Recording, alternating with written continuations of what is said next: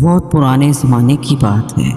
پہاڑوں اور ریت کے درمیان ایک شہر آباد تھا، زر آباد۔ اس شہر کی سب سے عجیب بات ایک بازار تھا۔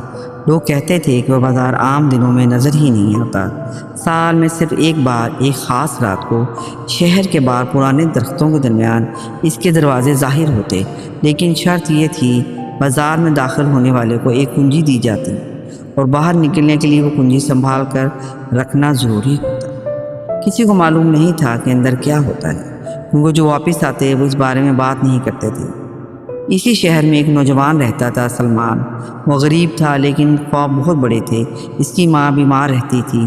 ایک دن اس نے سنا کہ اگر کوئی 7 کنجیوں والا بازار دیکھ لے تو اس کی ایک خواہش پوری ہو جاتی ہے۔ سلمان نے فیصلہ کر لیا۔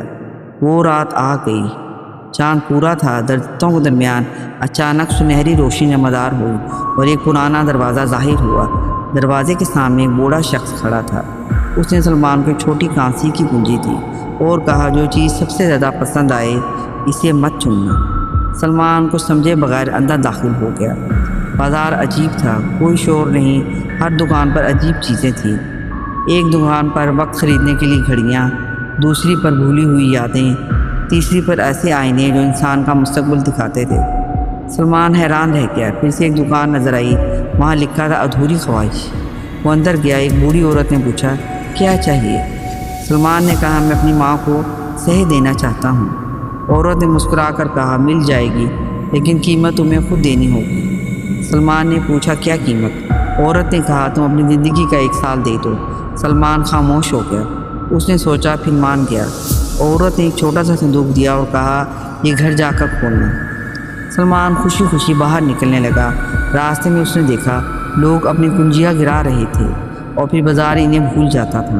وہ کبھی واپس نہیں جا سکتے تھے۔ اچانک سلمان کو یاد آیا، اس کی کنجی کہیں گر گئی ہے۔ وہ گھبرا گیا۔ اس نے پورا بازار ڈھونڈا۔ پھر سے دروازے کے پاس وہی بوڑھا شخص ملا۔ بوڑھے نے کہا، کنجی نہیں ملی؟ سلمان نے کہا، نہیں۔ بوڑھا مسکرایا اور بولا، اچھی بات ہے۔ سلمان حیران ہوا۔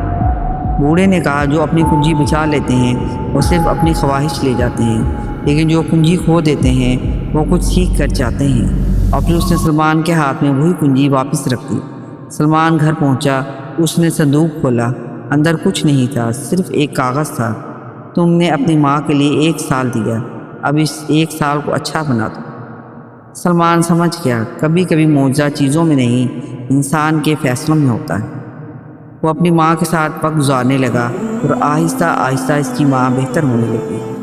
سالوں بعد سلمان بوڑھا ہوا۔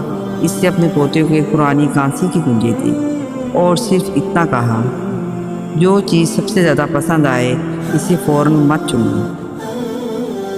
جی ہاں سامعین، آپ کو ہماری یہ کہانی کیسی لگی ہے؟ اگر اچھی لگی ہے تو اسے لائک کیجیے اور سبسکرائب ضرور کیجیے۔